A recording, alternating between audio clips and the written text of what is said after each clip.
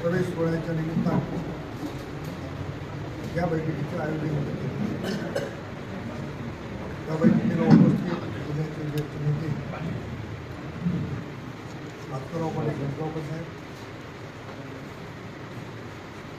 प्रदेशाचे उपाध्यक्ष व्यंकटराव पाटील गोजेगावकर, माजी आमदार ओमप्रकाश कुलकर्णी, माजी आमदार अविनाश माजी आमदार मोहन आंबर्डे, राष्ट्रवादीचे दक्षिणचे जिल्हाध्यक्ष विश्वाजी धर्माधिकारी, उत्तरचे जिल्हाध्यक्ष बाळासाहेब रामगावकर, शहराचे अध्यक्ष आमच्या प्रदेशाचे सरचिटणीस वसंतराव सुधाळे,